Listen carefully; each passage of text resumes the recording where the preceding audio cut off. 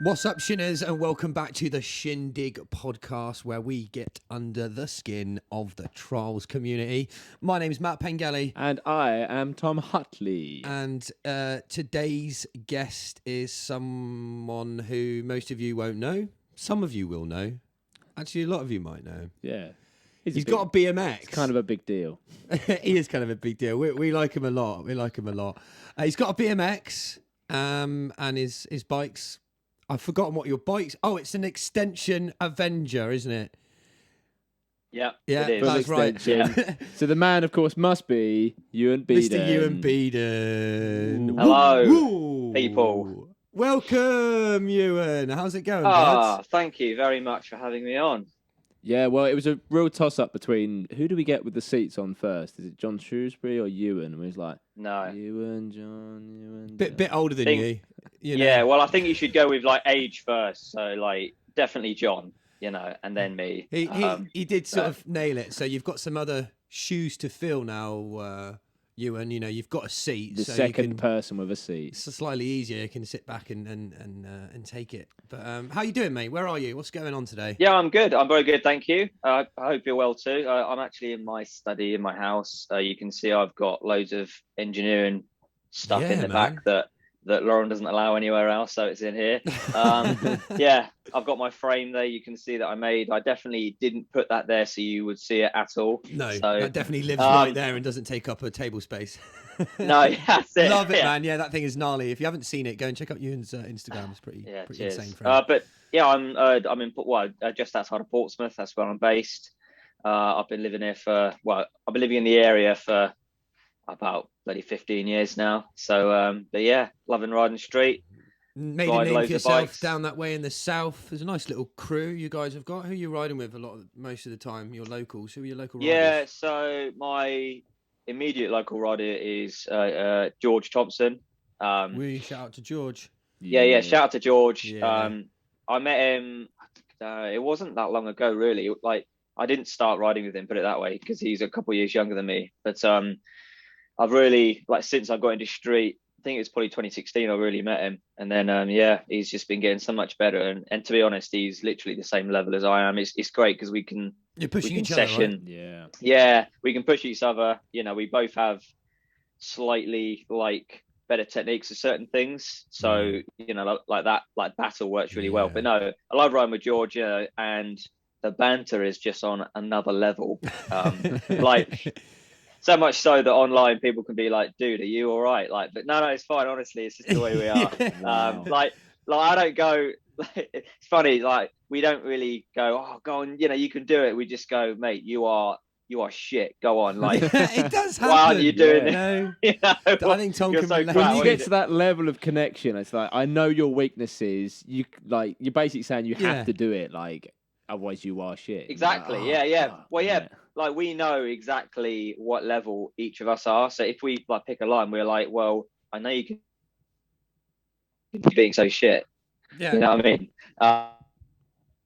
I think we have that same thing, even though regardless of a level, we'd be like, oh, I know Matt can do that. And I won't look at it, I won't want to do it, or same for Tom. Yeah. But unless you tell them, of course, you need that little bit of a push. Exactly. And there's a lot of lines and stuff that I won't do unless someone like George is there, because he's going to be pushing me or watching me and stuff like that. As we actually went out last night and George posted a line that was really sick, to be honest. It was I didn't spot it. It was actually Lauren that spotted it because she was out filming us, and it was up to this little square bollard. The ones that are literally like that. They're really tiny. And it's scary enough to just get onto that. But then there was a static up onto a phone onto a post box, and that wasn't small either. And he ended up doing it fifth try or something, which was it sounds like real trials with a seat. That does. Yeah, I know it does. There was no rolling involved, was there? It does. And no, and I wasn't expecting him to just smash it out and commit to it, but he did, and it was just insane. And I was on my mod last night because I've been enjoying that a bit, and I'm right foot forward, so I had to come at it a different angle than him because he's left foot forward. and it sounds like I'm making excuses, and I was about to say, definitely here comes the excuse. It happens. But But no, the slight angle of technicality. I don't side up that way. Yeah, that's it. But Yeah. I mean, I definitely, laid them all out. I was like, yeah, well, this is just horrible and stuff. But no, ultimately, it just wasn't in my head at the time. I was in position on this bollard for like loads of goes, and I was just like, oh man. And if it's not there in your head, you're gonna not commit fully and make a mistake. You can't visualize it. No. That's the key word that I use there. If I can't physically see my that's body it. up on top of exactly, that thing, exactly. then you it's like there's that moment when you're just going to preload and if you're going to do it or not. And if you're not already there, then you're going to bail and stuff. But no, anyways, I gave it a go. And I was like, nah, fair play. Like, you can have that. That is, but it's just like stuff like that. And, like, I'm just two different, completely two completely different bikes. Again, this is how we get it. We're going on these rides and you're like, actually, could do it on this bike. Some things are slightly easier on the other. But like skipping back to that, I wanted to go right back to the start. Like you just said, you went out on your 20-inch last night. You've got a 24-inch street carbon bike, I might add, for people that don't know. The Avenger's a carbon frame. That's right. Where did it all start, though? Yeah, I think a lot of our listeners would be interested to know, because you're smashing it out in the streets and stuff. But like, where's the? Yeah, I don't know. And you're also riding a 20-inch like you would too. I know, but let's go right back to the start of when you got into trials. Like, what was your first bike, and what did you see when getting on a trials bike that you needed to achieve? If you wait 1 minute, I'm going to go and get my first frame. Oh, please it's in the next room. Yeah, Literally. go and do it. Your first ever frame. We don't think we've had this yet, right? No. I don't even know what it was. This is why I'm genuinely asking him. Submit your answers on a postcard. I don't actually know. Oh, what could it be? I'm pretty sure he did start on a bike with no seat. Is my point. This is kind of what I'm getting to. So we're going to find out anyway. Right. So actually, tell a lie. This was probably my second bike, but it was like the first proper trials bike that I bought. And it was like legit hydraulic HS33s, yeah. I mean, everyone had one of these. Everyone had one of these. Yes, look at that. Yes, the Onset T Pro. You still got the frame, man. I still got it, and just check out some of these dents on it, man. Look at that. Is it not cracked under that gusset? It's got a trials forum sticker. Look at that. Yeah, so you can see there that I actually welded well. I was about to say that looks. My dad at the time welded on this massive gusset, because it literally, I snapped it just down from that weld, which is where most frames go. Yeah. But then it actually started to crack again, if you can see that there. Yeah. Wow. See, that happened to my old ones. I've repaired a few. They all done that, didn't they? Because it was just that stress through that gusset. I don't know what I'm talking about here. You and tell us what happens. Tell us the science behind this. Actually, what are we on about? Yeah, he's a fucking engineer. Well, the thing is, like all welded frames, they lesson time.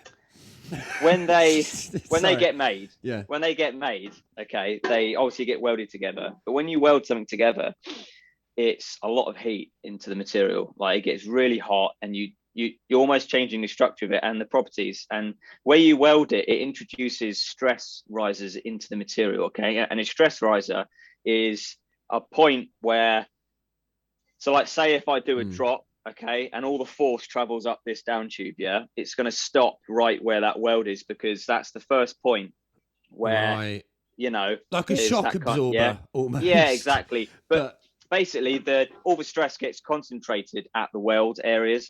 This is why carbon fiber is so good, because you've got no welds. It's just one single mold. Yeah, so all the shock gets distributed evenly, and it's really like absorbent as well. Like, it feels stiff. I've never actually. My brain's just gone. I know, but here's a really stupid question. Like, this is one thing. This is odd. Why have they not CNC'd a frame then? Like, I know that's a big block of metal, but wouldn't that mean there would be no welds? I know. Well, we're looking at a trials frame. But no, it's I know it's there. I'm talking. The thing is, trials is such a niche sport, as you know. We're all in it. We kind of know everyone in it. It's a mark that, like, you can get Martin Ashton on here because that is how small the sport is. Yeah. I mean, it's. I mean, I'm glad it is because like we have access to like. Thank goodness we can get riders. you and BEADEN on too. You know, yeah. Oh mate, open all access. Yeah. I know. Would you have to pay him? How about that? But yeah, no, that's what I'm saying. Like, he's only guest. We haven't had to pay. Maybe you can answer that. Like, is that too expensive? Is that like absolutely? Yeah. Well, there's loads of angles to it. So obviously, I mean, thing is, the fact that even in mountain biking, there's not even a handful of commercial CNC bike frames you can buy. I know there's one. Well, actually, there's a couple. There's this company called Pole or Pole, Pole, and they literally make CNC bike frames, mountain bike frames. They look a lot different to that. They actually make it in two halves and then they bond them together. So that's a good way of doing it. Okay. I mean, there's another German guy who's making his own frames, but basically, companies don't want to do it because, for instance, just buying the material for that frame behind me costs $1,000, just the material, and that's two big billets of aluminium. It's not even made it yet. You're just buying the right. Yeah, I see. And you got to get the right material, and then you've got to program it. You've got to design it. You've then got to make it. And the amount of testing you'd need to get something down light enough as well, because that weighs a lot, because I didn't have the time. I only had one billet to do. I didn't have the time to develop it and cut the weight down. I could have done, but then I might have ran the risk of snapping it, and I didn't want to because it's my only one. So I made it heavier and almost bulletproof because I only had one to make. But basically it just costs so much. And CNC machining, although it's really cool and the machine does it all for you, which it doesn't really. You have to tell it what to do. It just kind of runs itself. But it takes hours. I mean, that alone, just machining time, so not me programming or anything, that was probably about 200 hours just machining time. And that's loads of different setups. It's hard to explain, obviously, but basically, there's a lot. It does sound it's too much money. It does sound there's a lot involved, and it's not just the money, perhaps, like you were saying. Time. No. Yeah, time that's is it. Another thing. I mean, I would go as far as to say that a CNC bike would cost way more than even a carbon fiber frame. So obviously there's not a lot of carbon fiber frames in trials because, again, they have to machine the molds, and it's a complete manual process laying up the layers of carbon in the mold. I mean, you got to put it in the oven, you got to have all the right gear, you got to have a press, all that stuff. But like a CNC frame would be even more expensive than that. Yeah, that makes sense now. And it wouldn't be as strong. I mean, people think CNC parts are the nuts because they look cool. You can see all the little lines in them, and they do. I mean, that's the thing. People like it. Yeah. The thing is, though, a CNC part shouldn't actually have all those lines in it. People leave them in it because to make it look like it's CNC'd. That's what the market like. Yeah, I see. So if anyone doesn't know what we're sort of talking about, look at a Hope lever. Around the caliper, I'm getting all words wrong. Anyway, I've got round the caliper, around the I've got a hub here, which I actually got from a CNC show because I went to one at work anway. Show. Of course, there's a thing like go to an expo and everything's CNC'd. Was there like mate, your 10 ain't CNC'd? Like that's not CNC'd. Yeah, go on. That's class. It's actually called the MAC. The MACH exhibition, and it's run every year at the NEC in Birmingham. So I mean, it's a massive event. That is a big deal. NEC, yeah. NEC. Sorry, it's just the morning. I see what you did there. Coffee's kicking in now. Coffee's kicking in. Anyway, so this was one of the machine. Well, there was a machine that was basically just like smashing out these, just as a demonstration. Yeah. And, so for the listeners who can't see this, that's holding up a hub. Yeah, there's a lot of Easter eggs if you actually watch this episode. So there you go. But no, so this is machined all in one go. Obviously, it's a bike hub. It's cool. Actually not. Yeah. It's actually quite a big hub. I think it might be off like a huge fat bike or something because it is quite big. Yeah. But anyway, this was machined in one go, and it's really shiny. I mean, I know you can't really see a lot, but you can't see any of those little lines that companies like Hope they like to leave them on. It looks like a proper smooth, Exactly, and it's because you can get it like that. And basically, to anyone else, like the goal for me is to make something on a machine that people can't tell how it was made. That's the goal. Yeah, I would have thought would have been the thing. Yeah, because they're like, whoa, I can't see. That's when they can't see the join. There'd be some sort of thing there. That's why I know some frames they sand the welds down and make them smooth or whatnot. Exactly that. And like for a lot of companies, so we're just admiring. Somehow Tom is frozen. Yeah, Tom is gone. That is really impressive. We're just going to quickly change halfway. That. I know it's like early halfway morning. In the frame. It is. I mean, yeah, Tom, that's just how you are. Like your mind's going, but your body ain't moving. I think we'll change the camera, to be honest. Okay. Okay. So we'll pause there. We'll go back to making stuff without being able to see how it's made. Making stuff, yeah, that's it. So basically, that's like the ultimate CNC goal, I guess. But it's funny because that actually takes longer to do, and people don't know it's been CNC'd. So actually, like people like hope and whatnot, and that actually like leave all those machining rough marks on, because they're the marks left when you rough a part out, because you go down through the size of the cutters. So you rough the material out, you then go in with a smaller cutter, you go in with a bit more, and you kind of work your way down like that, and that's how you do it. But of course, if you can leave on all those marks and people will love it even more, then you're going to make more money out of it. So Hope have done really well. I like how certain industries have their perceptions like that. Like when I used to work in like doing TV advertising, right? You turn up, obviously you can get really good quality like DSLR cameras now. Yeah. If you turn up a little DSLR camera on a tripod, they're like,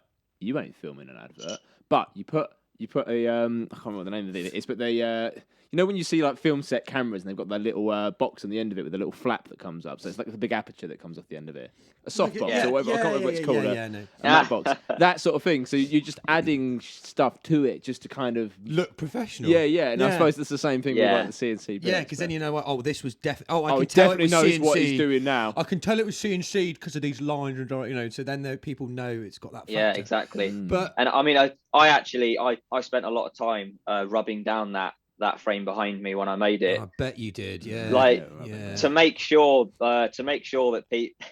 Sorry, I was just picturing you rubbing your frame down. Oh, mate, any chance I get, I rub my. Sorry, frame, Lauren, I'm going to go rub the frame down in my study. Okay, fine. That's where he's moved all the engineering stuff in that room. Yeah, I've actually got more frames in the other room. Sure. I have a wall of frame. That's what I call it. I mean, I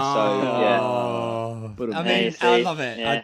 I'm not gonna. If I had enough, anyway. I do have enough frames. I'm pretty certain I would have done the same. Yeah, thing. I like keeping frames. Well, it seems as we're on this topic, cool. Which I love that we've sort of gone into a bit of the engineering side of things. Yeah, we was asking about how we started, but we'll come back to that. We will. We'll come back to that. I wanted to go on. You said about this. Have you got any insight then into, I know you've recently bought a 3D printer, and I myself have recently in the last year had some experience with a 3D printer. My company bought one, and we've been making mounts and stuff for cameras for it. Little 3D print, that one. Awesome little design. The only thing I've made so far is a VW car. Cool. You can do a Golf, but it looks fucking gnarly. I've just lost my train of thought. Oh yeah. Have you got any thoughts into the future of 3D printing for trials then? What's your... is that going to be used at all? Yeah, so rapid prototyping. So, I mean, we've got a 3D printer at work, which only prints an ABS, but it's used all the time when it's working, that is. For making, rapid prototype parts for, what we do at work. I mean, that's the only experience I've had from it, is we'll make a mount... and go, does that work? Cool. You send it to the manufacturer and go, this is what we want, make it in metal. Yeah, that's it. Well, I mean, it has loads of benefits. Yeah, go on, Ewan, sorry. It has loads of benefits. So obviously, I mean, you may have heard of, metal 3D printing, I mean... I haven't. You're going to tell us now. So they can 3D print in metal now. Is that a thing? Yeah, they can. Yeah, so they can 3D print in a lot of metals. Shit, that must be a hot fucking inker then. These are yeah. Well, it's I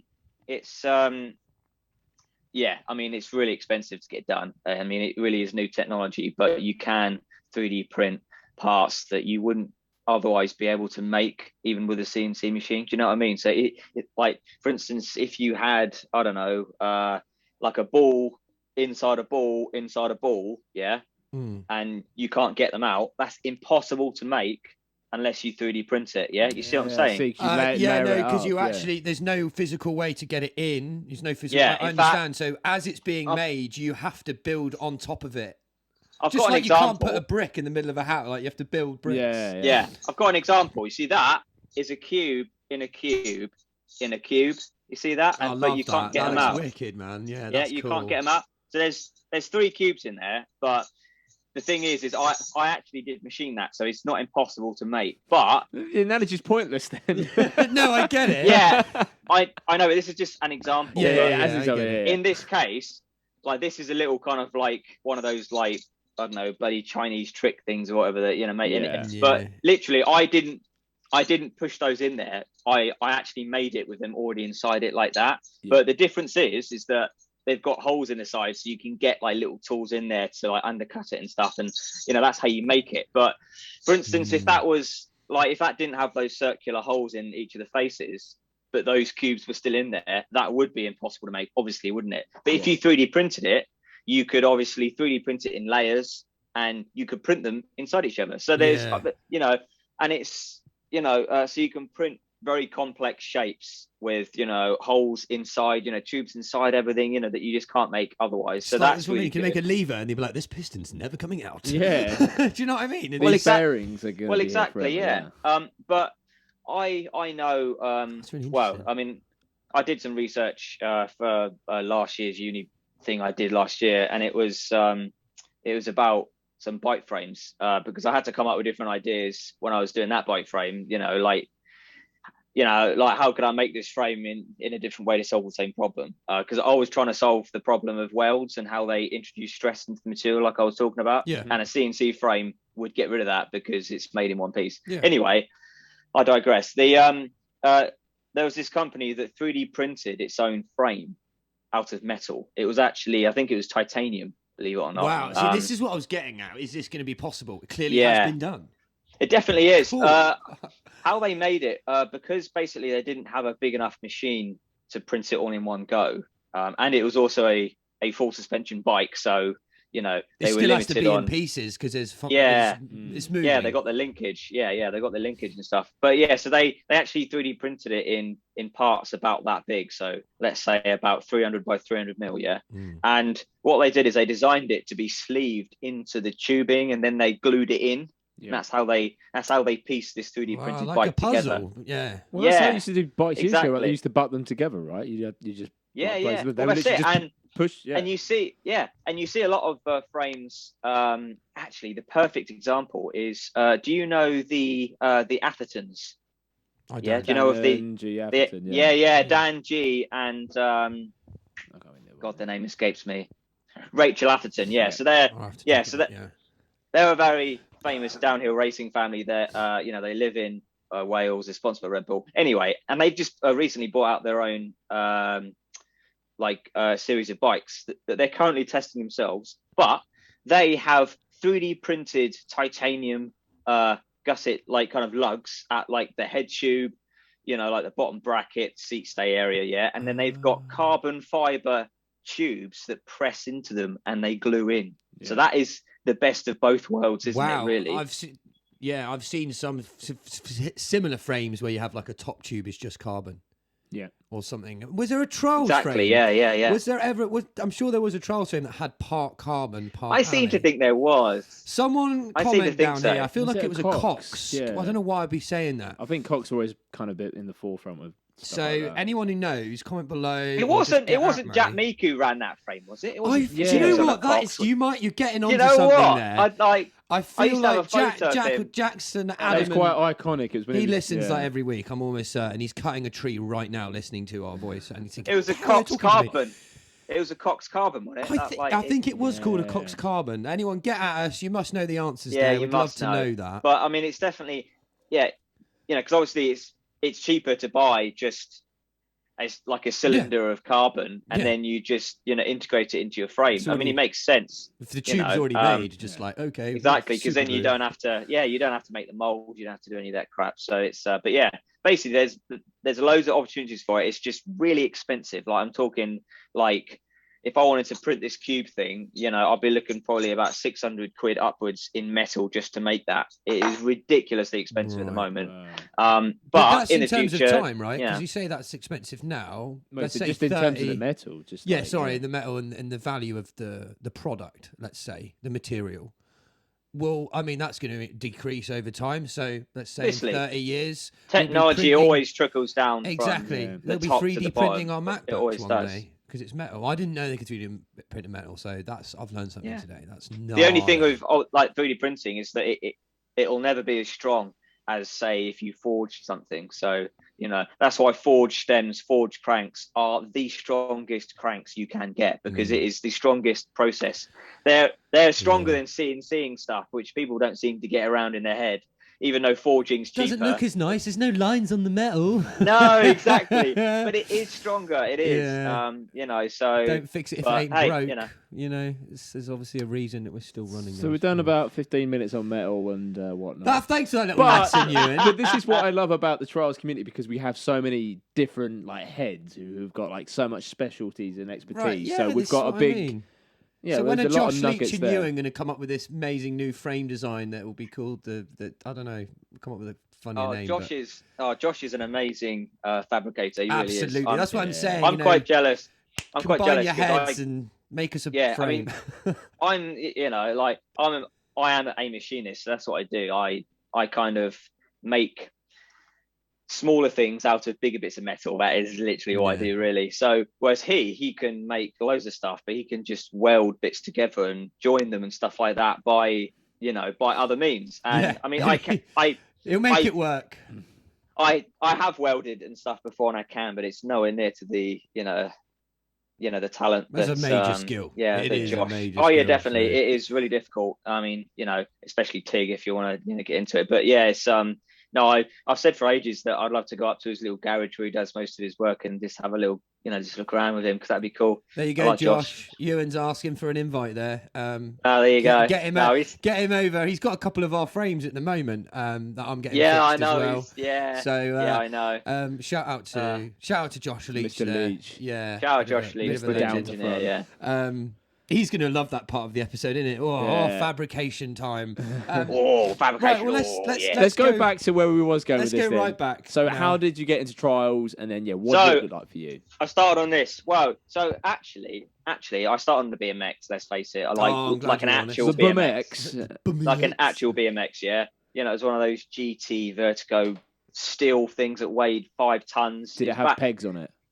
Well, obviously I put them on because I'm cool. Did it have a gyro on it? Was that where you first learned your tail whip? It really did. It did, but God. I didn't. Did the gyro work? Thing is, yeah, it did. But of course, the brake. But of course, the brake had like the mechanical advantage of like, I don't know, half your finger, or you know, it was just horrible. It's like, I'm pulling this and it's not working. But no, I started on that, you know, because that was a cool thing to do. Went down skate parks for about a year or so. How old are you at this point, Ewan? How old am I? I must have been about 2007. So I think I was about 12 or 13 at the time. Yep. Anyway, and I got riding with a guy from school who lived up my road as well. And he was an only child. Well, I mean, he still is. They randomly had another child when they. No. But I'm not saying like this is inherent of like all only children. But this guy was spoiled. He really was. Like he had all the stuff he wanted. He had the, you know. I mean, to be fair, you know, if you're the only child and you're the parent, you got the money. Why not? I guess. But exactly. You know, some of my friends are like that, and they live it by. It made him.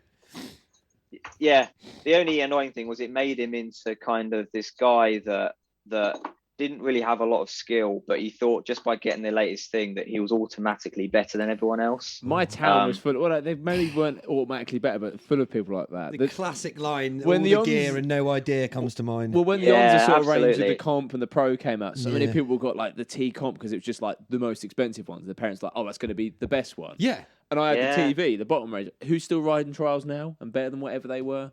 Yeah, my Exactly. DeBomb had V brakes on it, my first one, Yeah. and there's Aaron and then You don't learn Cruiser them. You with don't appreciate the hydraulics. specking up. But Yeah. but anyway, so he was Yeah. all the gear, no I've idea. actually got photos of these bikes, so I can send them to you Yeah, if you we'll have want. to get them over. Yeah. Yeah. Yeah. So anyway, he randomly got hold of, I don't know who from, can't remember, but he got hold of a Onza T Bird. Do you remember those? Yeah. Yeah. We remember Amazing. those. So, it's the one with the tiny little seat. This one, even smaller than mine. And anyway, so he had one of those, although it had been kind of modified slightly. So it didn't have a 19-inch rear wheel anymore. It had a 20-inch and it had V brakes and stuff. But still, I was like, oh my God, why is this bike like that? I was so interested to see what it was and how it, Yeah. and, then I noticed, trials. And at the time, the trial mag was, coming out. I don't know if it's still coming out now, but I used to buy it every week. The motorbike trials one with just like a little bit of bike trials in there. Yeah. Mainly like cop sort of stuff. I never got it, actually. Yeah, again. I was a big MBUK. Big shout out to my nan. That was another one that she provided for us. Well, she worked with the newsagent. She was like, "Oh, this new magazine's out." I'm like, "Yes." I've actually still got them all. You see this one here. You see that one. Wow. And yeah, I know. I mean, I'm quite. I think sad Scott Wilson had a feature in one of them. I think. Oh, you're probably right. Scott, let us know. Then I'll know he's listening. I actually kept all the all the posters you used to get in them. You know what I mean? Anyway, yeah. So I used to get, still got them in his room, stuck together. Yeah, I know. Some of them I had to throw away because they were pages they were a glued bit disgusting. together forever now. Yeah, exactly. But anyway, yeah, there was always a little bit on actual bike trials in there. So then I kind of thought, this is it. This is really cool. And it's funny because I remember that Jack Meek had a poster of him doing that famous front flip in Bristol on one bit, and that was cool. But anyway, yeah. So I quickly was like, oh my God, this is so cool. I really want to do this. I always wanted to do like the little tricks and moves on bikes rather than just riding up ramps, And I bought the bike off him for like 100 quid, which to be fair was a complete rip off because I was just buying the frame really. Like everything else was shit on it, but it got me in the door, yeah. And then I kind of thought, well, so I went around on that for a few months, probably not even that. I, started breaking things as we all do. And my parents, they were really keen on me, getting into it because they knew of the competition side. And they went to this shop called Owen Cycles in Petersfield, near where I live. And there was another trials rider there that, I can't remember his name, but anyway, he's been to Radfest and whatnot. I didn't know him. If you know who he's talking about, went there. If it's you, yeah. If I know, oh God, it's like I remember grooming you. Owen Cycles in Pittsfield, yeah. I think it may be the guy may be related to Stuart Powney. Do you know him? You know him. No, I don't. Anyway. I'm so sorry, guys. Nightmare. No. But everyone, it's fine. if you know who it is, comment below. Somebody does. You and someone does. Somebody does.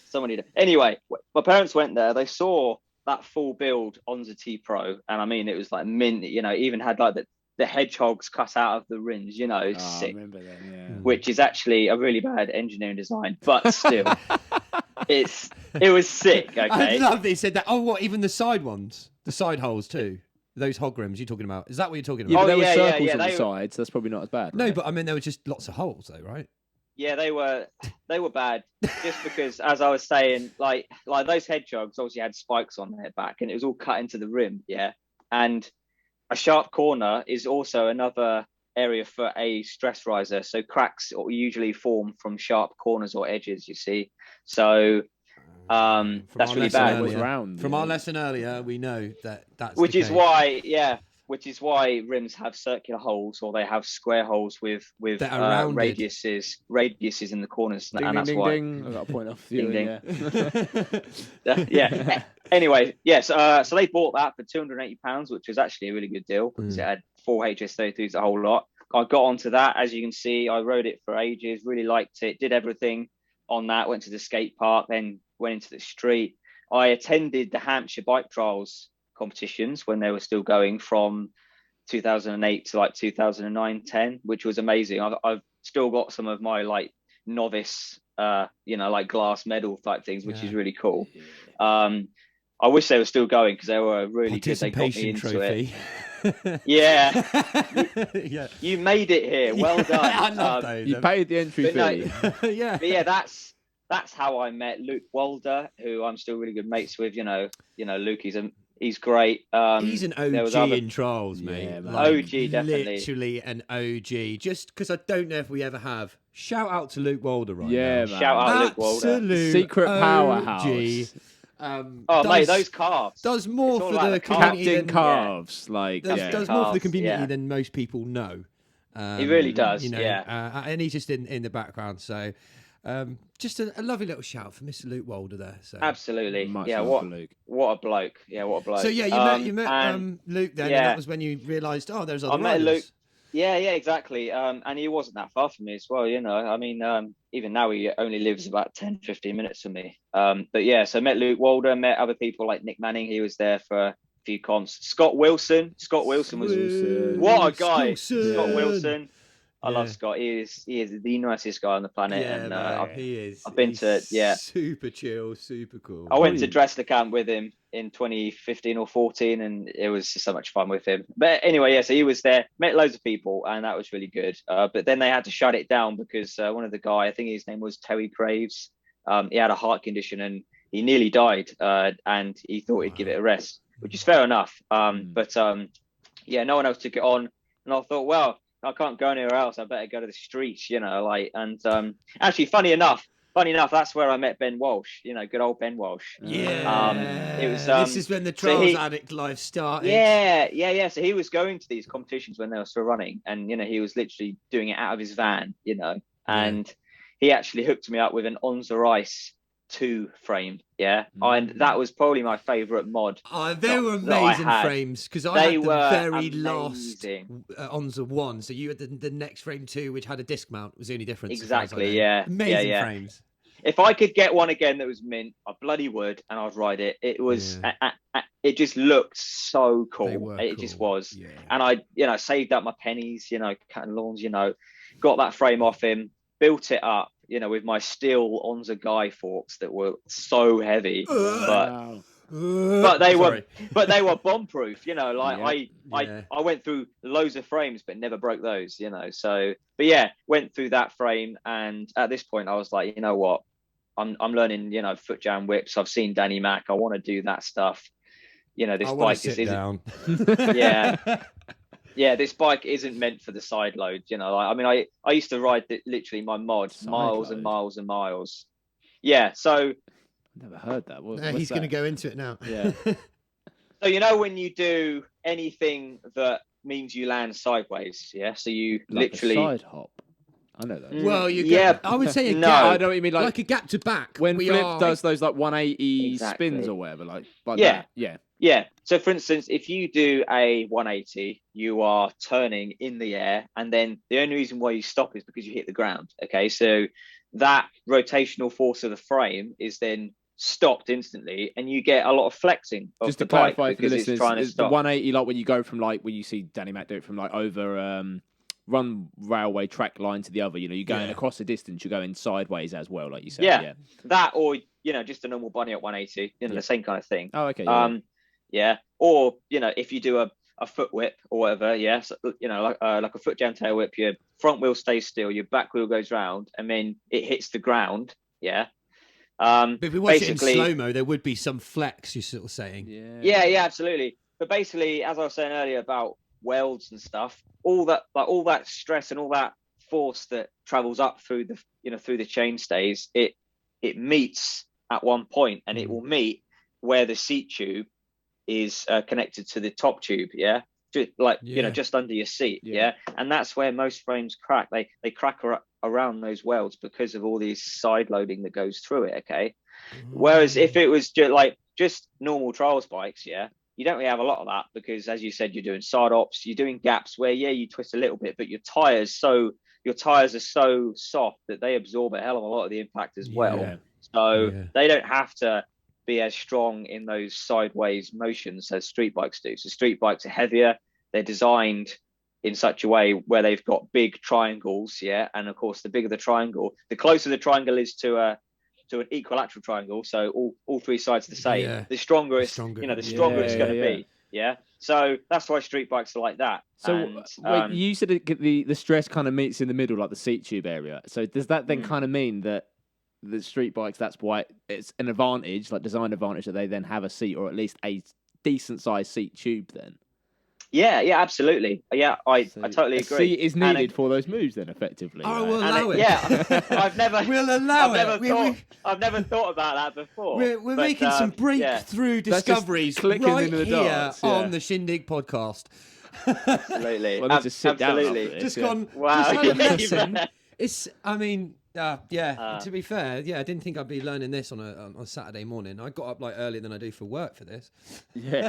Wow. And now you're learning, mate. You know, you're going to learn. I'm going to carry on with my life after this. That's why, and it's I mean, a lot of materials and frames have come on now, so even like the TGS bikes that are coming out now, like they are a lot stronger than they were. And that's down to a lot of the the manufacturing processes, the materials, and stuff like that, and how stiff the bikes are, with all this bolt through going on. Disc mounts are so much less stress put through the frame because you don't flex the chainstays. I mean, that's just obvious anyway. Because aluminium fatigues way quicker than something like steel, which can flex a little bit. And eventually aluminium will grow a crack. You won't see it, but it will be there, and that stress riser, and then it will work its way around, as we saw in Reading with Josh's bike. And then Rockman, the more you flex it, aluminium will just break. It won't give you warning like steel. Steel will bend and it will break, whereas aluminium just goes. And anyone who snapped forks or frames knows that it just goes like that.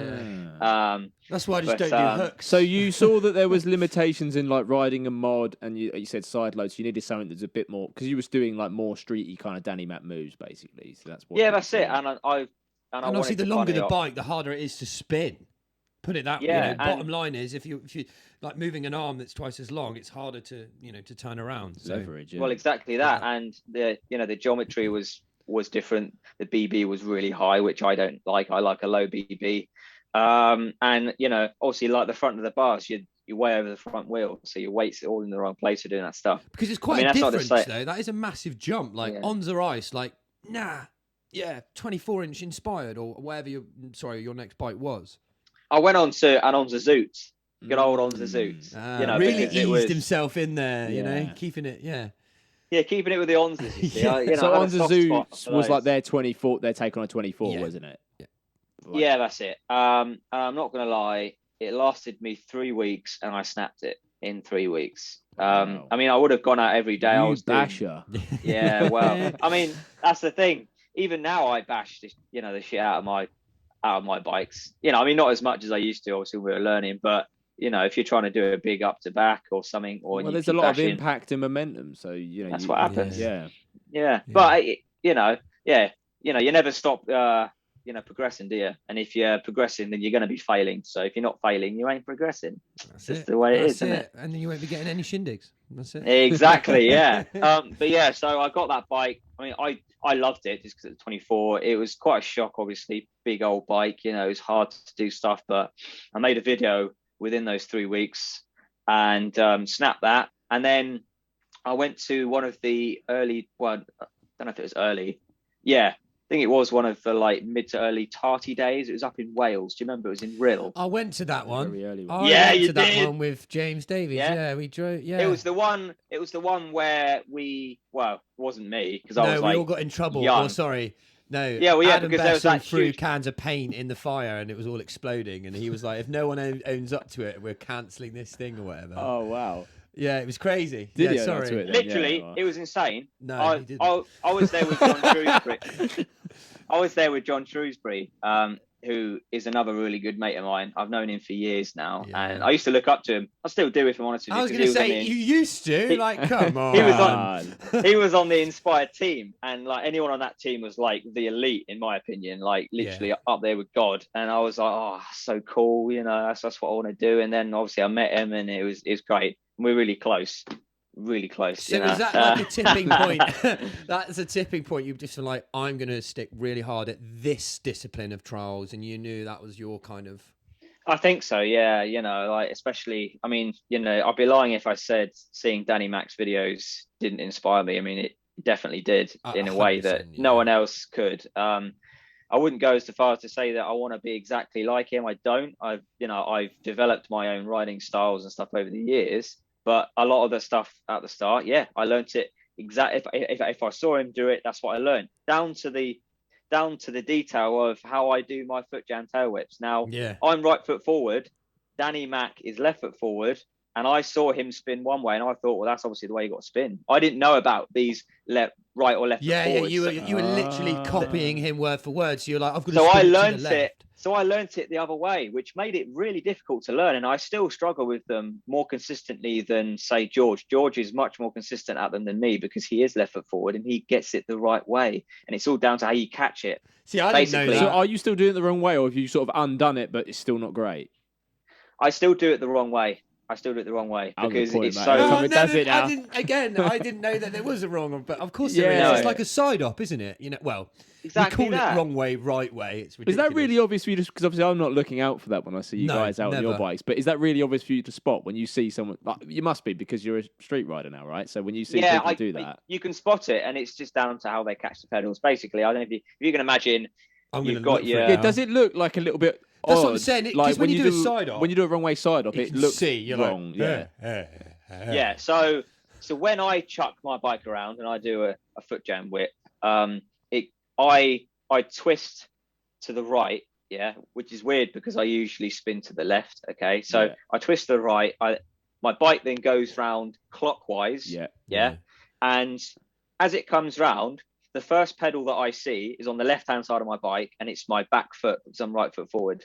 Okay, Yeah. which means that if I try and catch that foot first, You're gonna shindig. Pedals, pedal's no, the gonna pedals spin. actually move. Yeah, he's gonna shindig. Yeah. pedal's gonna exactly. Yeah. Mate, and the amount of Shin Digs I've got from tail whips is mental, but we'll get on to that anyway. Yeah. So what I had to learn really quickly, which is really difficult, well, it was for me, was to basically catch them both at the same time. So I had to get my feet over the bike, land on it at the same time, and then drop off. Whereas everyone else in the world, well, I hope, because they learned it the right way, they spin the other way, which means that they can catch their the front pedal foot first. on like and then the one other. single Yeah. pedal and then follow with the other foot. Yeah. Exactly. So as long as your brake is on, your rear brake is still on, you can smash onto that front foot and your cranks won't move. Yeah. So you can catch it no matter what, really. It's well easier, but I learned it wrong. And it makes exact same sense as a side op. If you're going towards your strong foot, your pedals will move. No matter how much you hit the wall, your pedals will go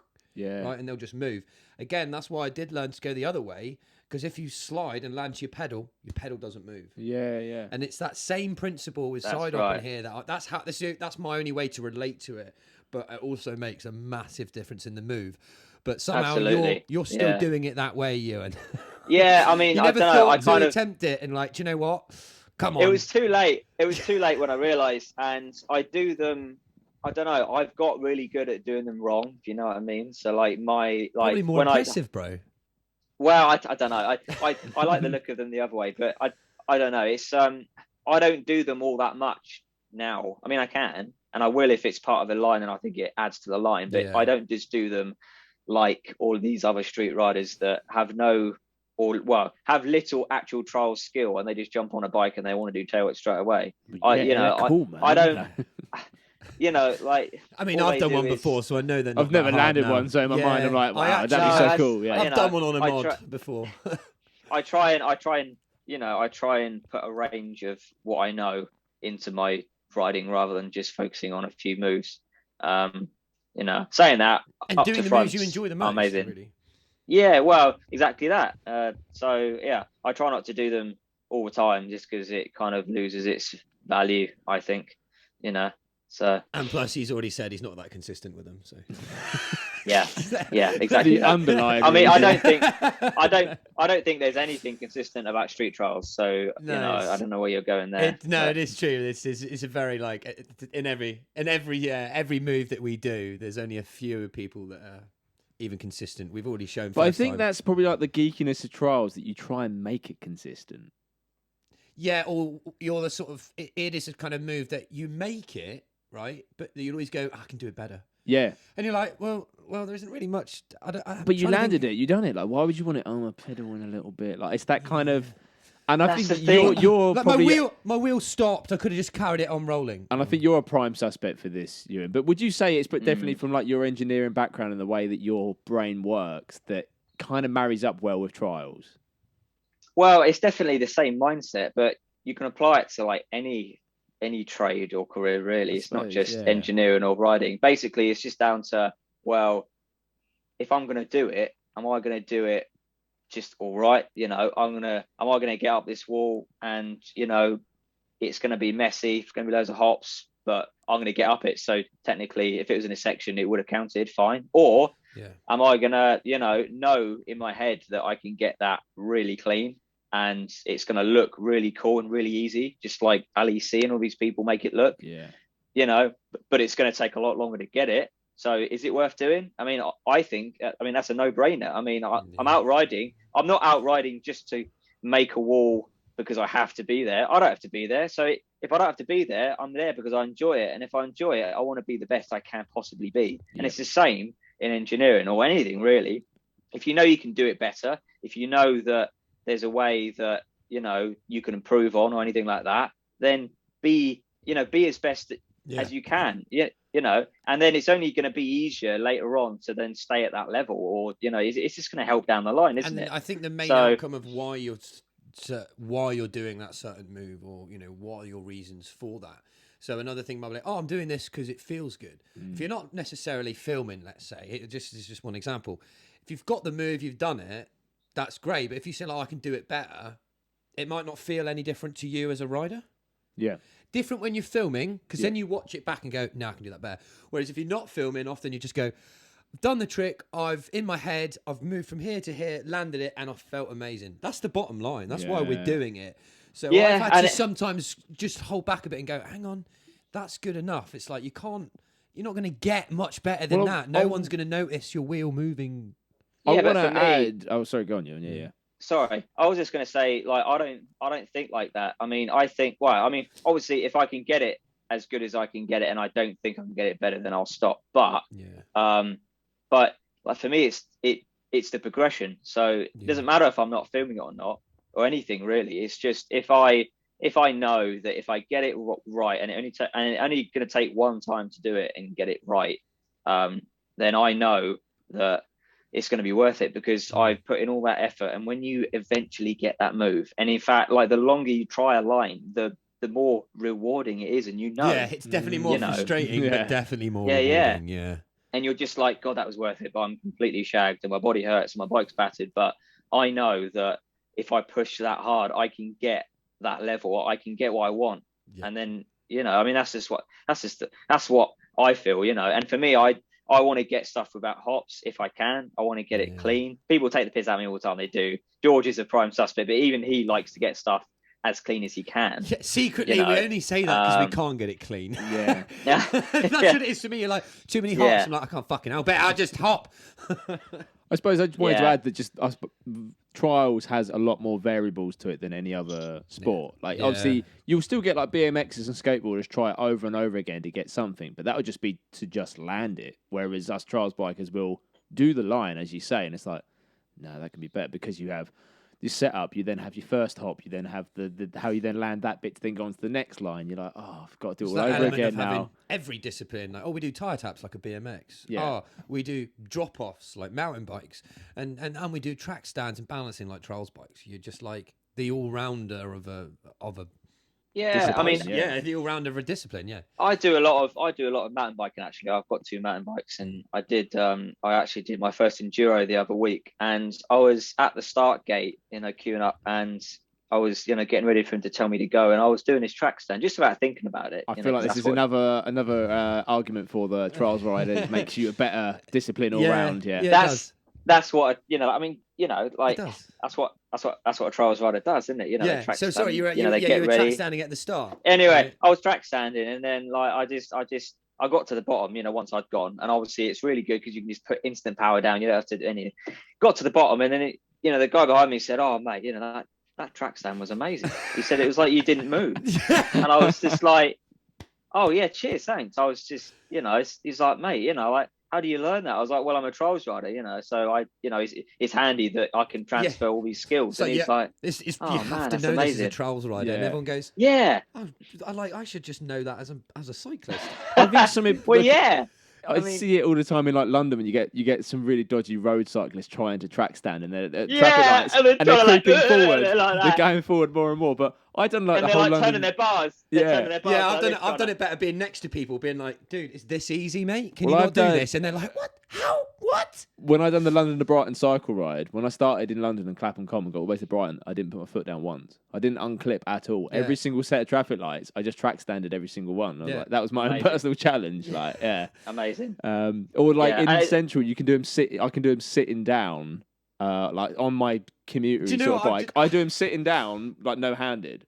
You can get the balance just right, and I'm just like, this is bliss. I'm like, see now, I want to catch people off guard in like London traffic lights. Like we catch people trying to track stand, make videos of it. Well, I should do that. I've been on there all the time. Just stop, like, give us your best track stand. 1, 2, and it's just like, yeah, you're shit. Like the skateboarding one, isn't it? Eric Costa, and Tony Hawk. Do a kickflip. Do a track stand. Yeah. We'll have to.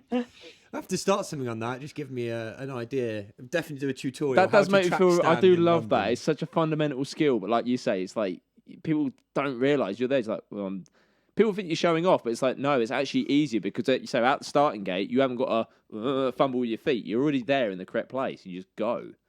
It is a fundamental skill, and you can use it in any bike discipline. Road, as you said, at lights. You can do it in mountain bike and start at gates. You even just slow speed, like really slow speed riding is so beneficial on a mountain bike because it's essentially a big section, isn't it? It's just a continuous mountain bike trail section that you're doing, and literally the skills I've learned in trials have no end helped me. I mean, it's I know that trials riders can be portrayed as being really stiff on a mountain bike. I know that like a lot of us, we struggle with like doing jumps and stuff like that. But luckily, I kind of got into mountain biking at the same time, so I learned both at the same time. So I've still got a bit of like style on a mountain bike, and your discipline as well as a trials bike. Sort of flowy, a little bit of speed, that's true. A little bit of flow. So for you, I think, you're already touching base with that kind of what's the word I'm trying to say? Momentum. There we go. Couldn't think of it. Absolutely. Momentum. And that's the key. That's the key kind of thing with a lot of your moves, and some of your lines involve you traveling from one place to another, maybe on one wheel, but as sort of fast as you can, and generally stupendously fast. That was the one that we done in where was it? Like I was running Reading, with the camera, and you couldn't even keep up. I could barely keep up with it. But I totally agree. I can feel I've got a mountain bike. Don't do it near as much as I would like to. Really, but there isn't that many places to ride around. Flat around London. But the around Hackney London, canals are about the best thing, and even then, you only need no gears, single speed. But it's definitely something we should try and recommend everyone. If you've got a trials bike, get a mountain bike. Try and do a bit of trials on your mountain bike. It's so fun, isn't it? Right, it is, and then you just realise and be like, oh, I'm pretty good on a bike. Yeah, like not just trials bikes. Like pretty good. On a bike. I mean, I don't know. I'm against like doing, or at least like encouraging doing trials on a mountain bike. I know you can do it, and I know that Danny and people like that, they are like, they prove that you can make the bike do it. You can, but he is so skilled, and it's really difficult. And Ali C as well. Like, I mean, his videos kind of get across how hard it is because he puts in all of his fails and stuff and whatnot. And he, like even like bends his chainring, doesn't he, on one, and he has to smash it back. But no, it's good. You can do it, but like for me, being an engineer, there's always a right tool for the job. And if you're going to do that stuff, do it on a trials bike, because one, it's easier. It was, and you're not going to break the bike. It was built for it. I know I'm lucky because I've got both bikes. I've got trials bikes and I've got mountain bikes, so I don't have to do the trials on my mountain bikes. But I mean, I've tried it on it before, and you can do it to a point, but you're going to damage your bike. And like my mountain bike, mountain bikes are expensive, they really are. And I think that's the one thing that I think Pete, I don't know, is no, I understand, maybe not that good. It's like You wouldn't take It's a NASCAR to a monster truck ring. Yeah, it's or- almost like a step backwards, really. Like you've got the tool for the job. It just, like, I think it's more of a thing like, oh look, yeah. we can do it. it's like when we're using a screwdriver as a exactly. chisel. So Yeah. I think once you get to a level where it's like insane, you're like, dude, getting that height on a mountain bike, just do it on a trials bike. Yeah, There's certainly a level, right? Yeah, Danny's videos and whatnot, they are, you know, and even like Fabio's videos, they are great for the sport because, well, they get people watching it, and you know, He's that's like, why I've they're got the a best. bike just like that. Oh, he has a seat. That's a normal bike. Exactly. So you know, but Could you I not think make the it's case bad. that it makes you a better rider because it's like I think baseball players used to do is they'd have like a really heavy bat, and then when they go back to their regular bat, I then, totally agree. Yeah. yeah. So like you're doing it on an incredibly hard bike. So then when you go back to your trials bike, you're like, my god, this is so easy. Yeah. So Yeah, I know, but if you're learning the techniques Oh, yeah, from 100%. nothing, Yeah. then arguably you'll be learning that's them where wrong, it gets and lost. you're going to damage your bike, and then they're going to be gutted. And it's like, well, yes, it is sick that they can do them on the bikes, and if I wanted to, I probably could. Yeah, absolutely. But you know, I don't. I think it gets people into the sport definitely, but I don't know. I think it gives a mixed message as to like people saying, oh well, they can obviously do that, that means I should do it, but it's kind of the wrong thing. Like I don't know. I'm not saying it's bad. Understand that. It is amazing. It's amazing. But I hate doing like pure trials moves like up to rears and stuff on my mountain bike because I know mechanically what it's designed for, and I know it will break. That must be a nightmare for you. Actually, it's so funny looking at it that No, way. we're like, oh god, my derailleur. Oh, that's all going through there. Well, there was a No. reason that there are no gears on a trials bike. There's a reason there was no seat put on it, and you know, there were a reason why it was engineered that way. Yeah, exactly. And it does like, but it's there was only a reason that, say, you know, Rob. Who am I trying to think of now? Ryan Leach. So I said Rob. Yeah. Like Ryan Leach and stuff, right? They were doing trials on those types of bikes because the other bikes didn't exist. Yeah. Now that we've got those other sort of Exactly. disciplines and stuff, it's like you have, like you said, you have a better tool for the job. I like to kind of look at it that way, but I always want to make sure and encourage people to say you can still do maybe trials on your mountain bike, but I think it would have to be like the small stuff, the track stand. Exactly. the Yeah. moving the front Yeah. wheel. It's all about the control. All those basic moves are brilliant. You know, like manuals. I love manualing any bike I own. That's brilliant. You know, and that's learned from trials. Yeah, as you said, like you can do wheelies, you can do like powered, you can do bunny hops, track stands, front wheel moves as well, endos down stuff. Like even just moving the bike around, so just doing like 180 pivots to get yourself around a route or something. That's brilliant, ideal. But yeah. You might But not yeah, necessarily like when learn you that on a mountain bike though. Yeah, I guess it's No, like not- those little minimal things would be on a trials bike, and you can't get. I've seen it. Someone made a really good point. Like kids' trials bikes, obviously built for a child to control it. A kid's mountain bike, geez, they can barely control that, barely reach the lever. Yeah, it's more like quickly get them on it as. Whereas I feel like if you put them on a kid's trials bike, they're going to get better learning of how to maneuver a bike. Yeah. Then, I think kids nowadays on trials, and obviously a shining example is Charlie Rolls. Like I remember when he was really young. Yeah, I know. Who's that? I guess his names have been said just for a have to while. read his name off my hand. I don't but We're like, doing really well on He Who Must Not Be Named. We'll carry on after. Go on. Yeah, we almost didn't say his name. We've got a running joke, but yeah. Go on. Oh, okay, fair enough. He was able to start on a bike that was kind of the right size for him. I know it was, well, I don't know. I see. Anyway, he started from a young age because he had a mod, or at least he had a small bike to get good on early that, as you said, he could control. Like a long time ago, there was one bike that fit all, and you couldn't really learn the right skills or like manhandle it until you were a certain age. So now you're seeing all these younger riders being amazing because they've got the tools from a young age, and that really helps. And I saw even the trail shot recently. They brought out a Rockman Kid. I didn't know Rockman was still making train. Did you see it? Have you seen it on Facebook? If you haven't yet, no, I haven't. But I can imagine that bike, Rockman Kid. It looks That's cool. amazing. It's like that grey. That's like a what am I trying to say here? Primer grey. like that Oh, grey, that oh. primer Oh, grey. You can buy yeah. an RS6 in that colour, if that means anything. Oh, Nardo Grey. That's yeah. it, Nardo Grey, and it's a kid's. Of course, it knows it. Amazing colour. Yeah, they're definitely making more bikes for children now, and I didn't think Rock. They're thinking, right, kids kids can't break frames, so let's give them to the kids. That's probably what their emotions are. Yeah, I mean, and it's the sort of thing, you know, buy your kid that trials bike, and he'll just sit in the garden for hours. You don't have to take him to skate park. Yeah, lazy parenting. You know, I'm not a parent, but I see I see the logistics there. Be right. Right nice. Yeah, trials is great though. You can ride it anywhere. Like you can just you know, you can go on holiday, just take him, you know, just take the bike. It doesn't matter where you are. You know, oh, we're going into town. That's fine. I'll just, you know, meet you here in an hour. You know, you don't have to go to a forest. You don't have to go to some nice smooth roads for your road bike. You know. You can do it anywhere, really. So speak of riding anywhere, this is probably a good way to segue into our quickfire round. Your favourite spot, if you could go anywhere on your trials bike, where would you want to go, Ewan? Where are you riding? Oh, God. Well, I haven't really ridden a lot of places abroad. The only place I've ridden abroad, sadly, in like my over 10 years of riding is actually Prague, you know, Dressler Camp.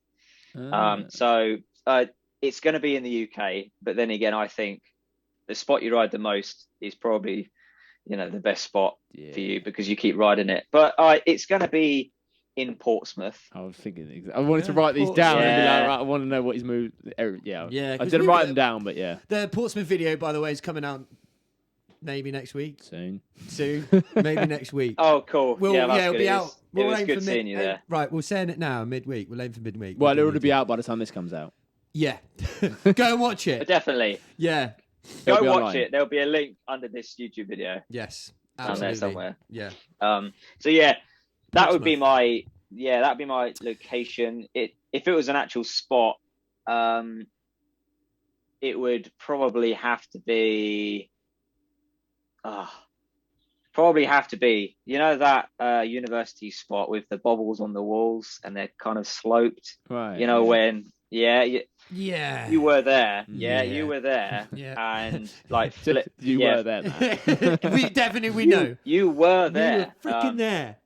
Yeah. I mean, I call it the new uni spot because when I started riding, it was relatively new. Obviously, it's not new now, but the name stuck. But basically, it isn't the boss like the best spot in the world, but I always seem to find different things to do there, and I think for me that's just brilliant. You know, you go there, you're not just doing the same stuff. You can do other things, and I've been riding there years, like literally since I started, and like I had a couple of lines in like my recent hometown video, you know, and that was all in Portsmouth, and I still managed to find lines in Portsmouth. So that was the point of that video. After 10 years of riding there, I get it. Because there was another one you did in that grass bank. There's a big up to back wheel. That was a new line in Portsmouth, was it not? Yeah, it was actually. Yeah, it was. So we rode Portsmouth, been there for 10 years, and we've just gone round the corner. I did this little drop gap, and then you were like, oh, I might be able to try that. So clearly, shout out John. Shout out John Shrewsbury for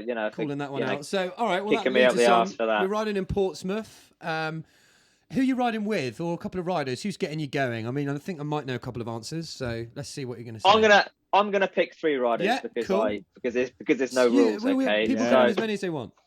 Okay, well, the main 3 that like proper get me going, and if they were all together and I was going to do this line, like that would get me to do it. You know what I mean? Like, you know, like these are the people I want there. Yeah, so it's going to be George Thompson, obviously, just because we know each other and we ride, and the banter has to be there. That's brilliant. Yeah.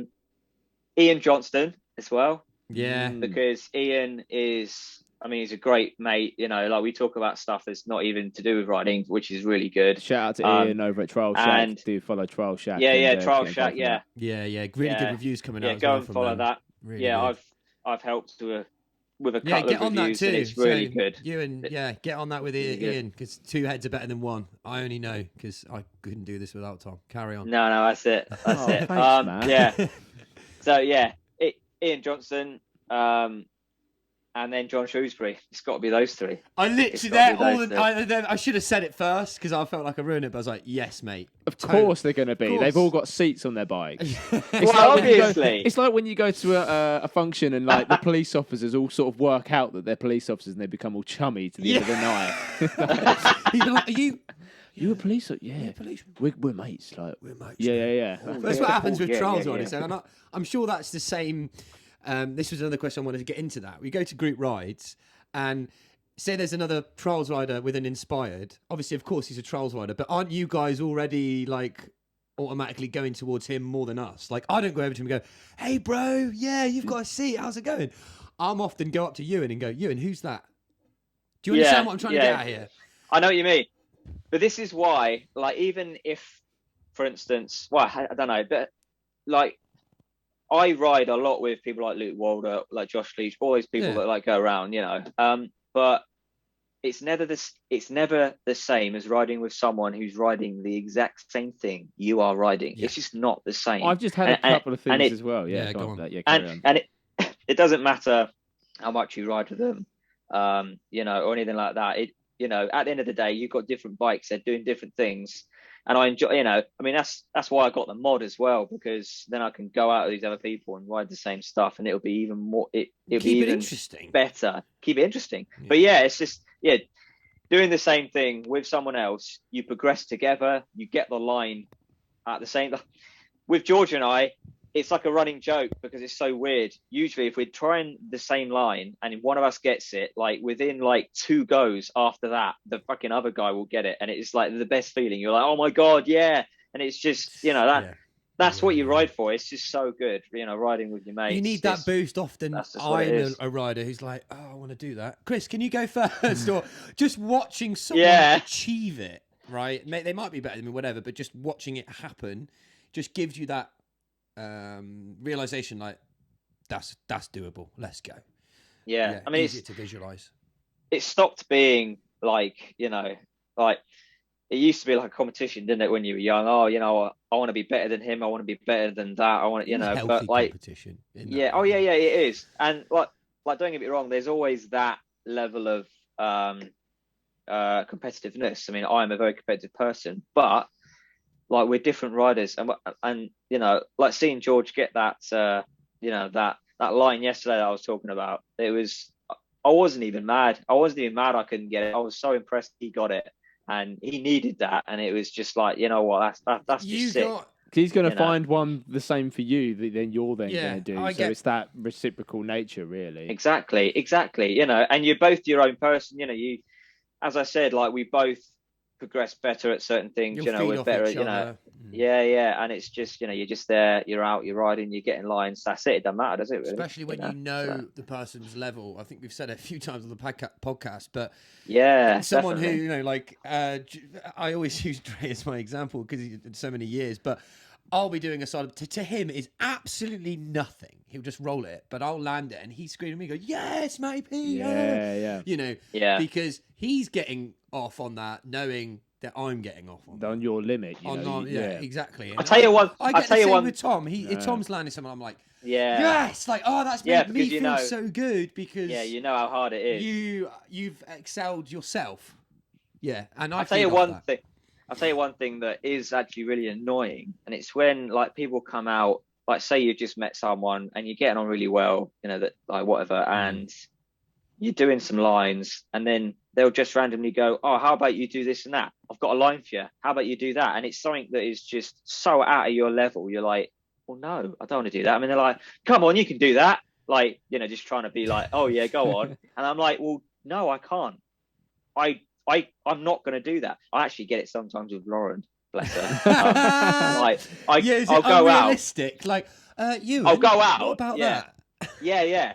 And then she'll make me feel bad that I'm being a pussy or something, and I can't do it. And I'm like, yeah, but Lauren, I know my level, and I know that if I do that, but in theory, I guess I could. Like, even if it is a bit above and beyond, you sort of look at it and go, well, I can't do that, but I can sort of see something else that's close to that, and then So it's still good to like aim for the stars, and then it's kind of you're not going to get there, but then you're But that's one thing I like about trials and experience riders is that it's all calculated. It's all it's, I mean, obviously it's a risk. The risk is always there. You're going to hurt yourself, but it's calculated risk. And if it isn't calculated and you're just taking a risk, that's when you hurt yourself, and that's when you're being a bit stupid, I think. Oh, definitely. So you have a pet frog? What the fuck was that? No, sorry. I was like, that wasn't. I hope you didn't hear that. I hope you didn't hear that. That's actually my that's my phone text tone because I love frogs. I mean, I've got a frog tattoo, haven't I? I know. I thought you just might have a so on there. Sorry, mate. No, I'm going to turn that silent so I don't get embarrassed again. I just wanted to add about the bikes and everyone sort of getting chummy with people on the same bike. I think it is because the level is about the same. Like, as in, there's certain things that are going to favour a 26, there's certain things that are going to favour 24 and 20. So here's the example that when we go on a big ride, when you take the 24, I don't really see as much as you as when you're on the 20. 100%. Yeah, I ride with 20. Yeah, you had to think about that. I didn't know what you meant. I was like, what do you mean you don't see me? But like you'll be off doing other lines with other people, but then like when you're on the mod, then we're more together. Like, and I'll be with Callum or whatever riding like that. Yeah, exactly. And you'll notice the 26s are kind of doing their kind of stuff because the bike favours that, and then that's why the 24s will be. And then I'm trying to do both. I'm like, oh, the 20-inch. Oh no, they don't accept me. Oh, 26. Oh no, they don't accept me. Oh, the 24s. Oh, I haven't got a seat. So just like that. Yeah, exactly cool, that really. But no, going back to like some people, like they try and, people you don't ride with, and they're like, oh, I've got a line for you. I want you to do that. And then they make you feel bad about it. Yeah, like as Tom said, like to a point, you can compromise and go, actually, I can't do that, but I can do this. And it is good that they push you, but just in that way. But that's why it's so good, as I said, riding with people you ride with all the time, riding with your mates, riding with people like George, Ian, John, because they know my level almost better than I do. It's kind of crazy. It's calibrated. Sometimes. They know exactly where that is. Yeah. Like they can pick out stuff and they're like, mate, I know you can do this. You just need to get over it in your head, and I'm going to push you to do it right now. So you're going to fucking get off your ass and do it. And it's that kind of thing that I love. And I think Tom does the opposite for me. Deepest level of community. You can't do that, man. You can't do that. But it's reverse psychology for you. That's what you're saying. It is reverse psychology. It's like, I know that pisses him off even more. Yeah. I'm like George, I can do this. Yeah, I know. George and I often go, you won't do it. Yeah, you won't do that. I mean, Come on, let's go. You won't do that, mate. That is really and what I'm we like, do. oh, he's done it, and he's done it, and it's just brilliant. That's one thing. No matter how good you are as a rider, riding with someone else as opposed to riding on your own, you will never progress as quickly if you ride on your own personally. I mean, I've ridden on my own a lot when I was obviously learning, and I seemed to always be the better guy in the group because I was the one who, as you guys said, is still riding. They're not, but riding with someone better or exactly the same level as you is so beneficial. It really is, and surround yourself with people you want to be like. It's just you're like the average of your 5 best friends. And all these group rides, they're brilliant. They're so good. Like, I don't think people realize how much they get out of them. Like, like our Reading ride and stuff, and the Portsmouth ride, they're so good. Even just being around people that are like-minded, I think it's really good.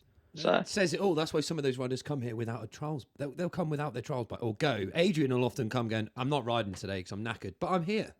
Yeah. And you're like, well, it's a social, isn't it? Adrian loves, pointing his phone at things, doesn't he, and filming and all that. Well, we've got to get the content out there. So to cap off the quickfire round, you're in Portsmouth, you're with Ian, you're with George, and you've got John as well, of course. What is the one move that is just so you and that is just you that you love doing? Oh, I love doing. Wow. Well, it will probably be some mentally hard line that's going to take me so long to do, but I don't know if it would be something like that, like I don't want to put a name on it, but it would be some kind of probably like big up to front, let's face it, like big bunny up to front. They're my favorite move. I wouldn't say I'd want to do them all the time, but I like doing them. Which one gives you that feeling, you're like, oh, I'm like a kid inside. You get when you land it and you're like, yes, Oh God, it's got, oh God. It's probably we're like, well, it's got to be an up to front, I guess. Yeah, it could be. No, me and Tom were like saying a good old it might be a manual of some sort. We thought it would be a really long manual, but I'm saying, well, yeah. I mean, I was literally about to say, or a manual. I mean, we were honestly, close. I think manuals like. How about a manual up to front? I've done those before, and they're there amazing. we go. That's a not. I feel mean, like we bullied him into it, but Yeah, we yeah. bullied him into it a little bit, but No, but like, thing that is, it's even hard. And sounds gnarly. You know, manual up to front. Yeah, that sounds good. yeah, I've done it before. I mean, you guys were the way you weren't. Well, you were there, but not when you were there, but not there. It was I know in what you mean. London. It was in London when I did that huge manual line like across the gap where Oh, Andre was. yes, Yeah, I do you remember remember that? Yeah. Like that line was like, oh god, that was so good. Yeah. And I landed it as well first time, and then wanted to film it again because there was a car in the way. But we won't get on to that. And then, That was funny. But that was insane, just how Yeah. high and everything that was. Yeah. but it's just, to me, it was just like, well, I can do this. It's just a manual. I just need to bunny hop into a manual. Oh yeah, saying that, I love bunny hops as well. Like the thing is, I just love it all. There's nothing I love that like I couldn't do one Depends thing on the forever. day, then. I just love riding my bike, so I think that's what it is. I think that you definitely know? favours your answer. That definitely favours 24 like street riders because it's not really about one move per se. Like TGS riders will be like right side up, gap, whatever. Yeah. But, like, yeah, everything you do like and is usually like line into a bunny hop that then continues into a manual. So I suppose it could be quite hard to pick It's out. just lines. It's very Yeah. progressive. Yeah. I never really do one move. Why not? Unless it's like on my mod or I'm doing a gap to front or something, and I'm stoked just on that move. But it's always, I want to do a line. I want to be like, right, I want to get up this wall ultimately, but how can I link into that so it's not just that move? And I love the process of that with other people. And you'd be like, oh, you could do that, or and then piecing that line together and together with all the progression and the fails and getting the right camera angle. I love that process, and it is so rewarding. It's just brilliant. And even if it's just Instagram clips, the process goes into that exactly the same as if it was a video. Exactly the same process. Yeah. You're just giving it. them bite sizes, like trials tapas, as we called it. That's what it is. Trials tapas. Yeah. We like to bang out the full and industrial meal. So that was our quick fire, and then we alluded to it earlier that you probably get a lot more shin digs than most because of your tail whip technique. Yeah, I used to all the time. Does that mean your time. worst shindig is from a tail whip? Can you tell us a little bit about your worst shindig, if you remember? Oh God, I can't remember what it was, like what trick I was doing. I remember where it was. It was at a skate park. I used to ride at skate parks quite a lot. I don't anymore. I do enjoy them still, but I just don't really go there a lot. But anyway, I was at a local skate park. I can't remember what move I was doing. If I'm honest, it probably was a foot jam whip because you get horrendous ones from those. You got to jump onto the pedals, like Yeah. Well, yeah. And as we were discussing earlier, I do them so cack, so I instantly just get rogered by my pedals if I don't catch one of my feet. If my front foot slips off or something, Guaranteed. if my back foot slips, or something anyway, it will come round, and then you're in the air with your shin inside your pedal or something, and then you've got to come. I mean, you land, and it's just that's two factor almost because it's you're in the air, so then you catch there, and then when you come down, then momentum then hits. It's like a double. There's like a double opportunity for you. Now I'm actually It's realizing because it's the only discipline in trials where you have to leave your pedals. Yeah. I don't leave Crank flip or like that. a crank flip, but we don't do. I mean, I can do them terribly. Again, foot jam tail whip. You have to leave the pedals, let the bike go round. A deck, is it called a decade? Decade. Leaving the pedals again. That's the same sort of thing. We don't do any of those. So really, that's it. Just thinking about it, you guys should have more shindigs than we should, and more Absolutely. excuses to wear a shin pad. Yeah, more excuses And I to wear ripped shin up- pads. And I ripped up so many jeans. It's literally crazy. And I did used to wear shin pads when I started. Absolutely. I mean, if I'm honest, I can't blame myself for wearing them. My shins used to get so ripped up, and I used to just wear them all the time because I knew how hard it was to commit to a foot jam whip if I wasn't wearing the shin pads.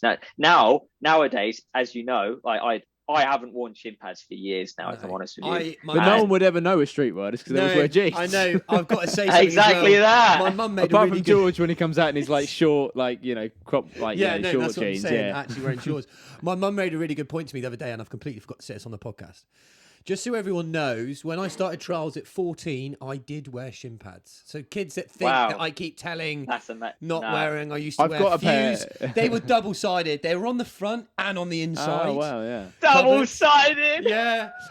But I've just had gay. to be clear that yes, I did when I started. So kids shouldn't be listening to this anyway, but I wore shin pads, so don't you can fail it on me. Well, there's a video of me doing the St Paul's drop gap wearing shin pads. So yeah, and I've got mine upstairs in the drawer somewhere. I just kept, Mum would go, why you keep I've dissing still got people mine, with them? Tom. Don't worry. It's She was saying, keep dissing people with them. Tell them that you wore them as a kid because they're still somewhere in our house. They'll come out at a party one day, and be like, oh, I found your shin pads. Oh my god! But they were just like huge. But yeah, I rarely get shinners nowadays. In fact, I can't remember when I last had one. It's more of like I come off the bike and touch wood. It's usually the fact I come off my bike and like my shin hits my frame or something, which is just that horrible dull pain. But during that Shin Dig, I remember looking down at my pedal and there was like skin and hair on all the pins.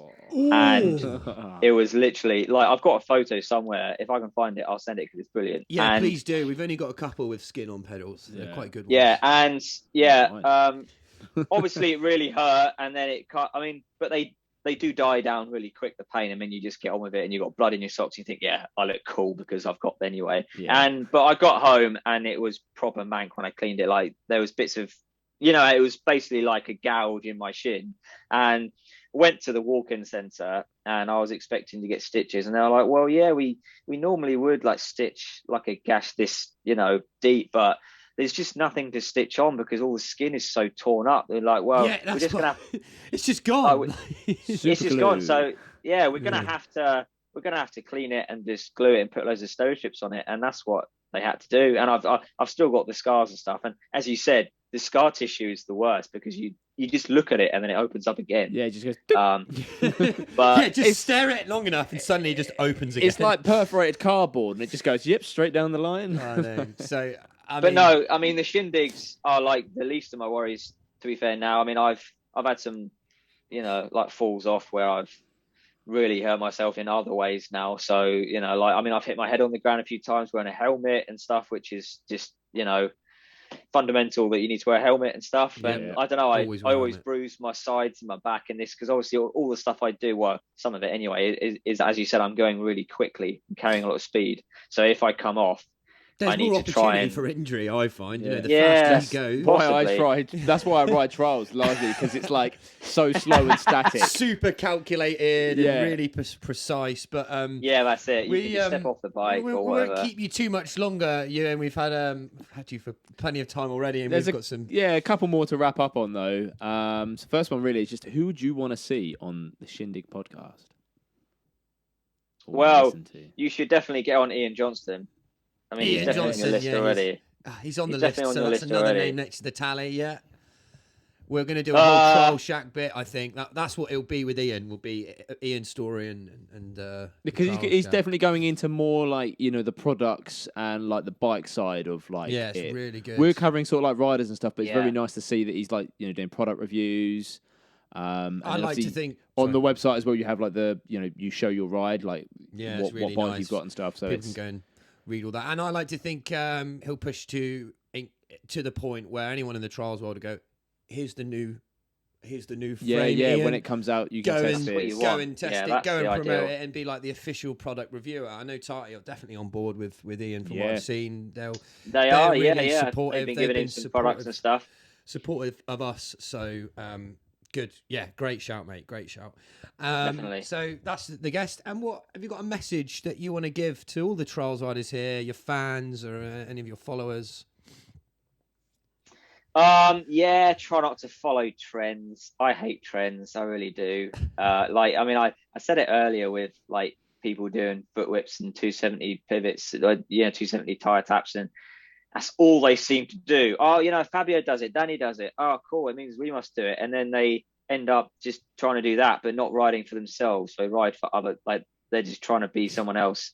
Like we've all been there with stuff. But I've got the most reward out of my riding when I go out and I think, you know what, out of all the things I can do, I think I'll do that and I'll do a line. And I don't know. Just ride for yourself. Ride for the fun of it. Ride with your mates. Don't think it's a competition. Don't go out and be gutted that they've got it and you haven't. It will come. Just go out, keep riding. Even if you don't want to go out, and it was a really shit ride, then it's still good you went out. It's still good you got on the bike. Wise words, Ewan. Yeah, I totally agree with that. And some days it may feel like you don't want to do this, that, and the other, but once you're there and actually doing it, it's good for you. You know, 100%. Exactly.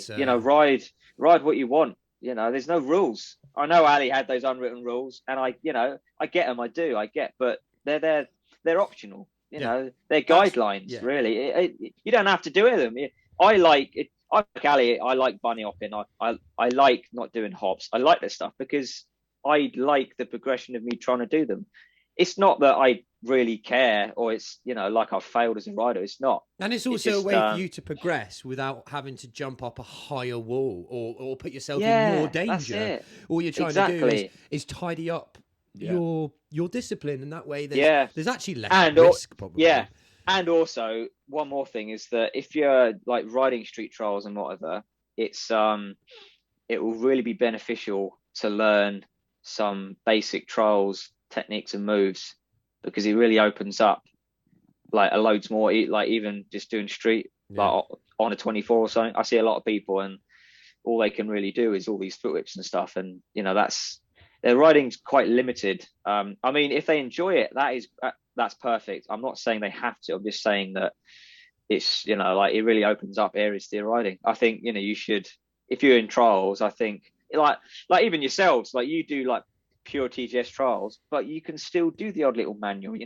You're in the street still. You can still keep it fun. There's a crossover, isn't there? There's a crossover connecting them all between together, so you're not just always bound to one move. And it's hard at times when you think, oh, that's my top move, I'll do that. But if you've got all these different things in your bag, in your arsenal, you can just pull them out and join them all up in that way.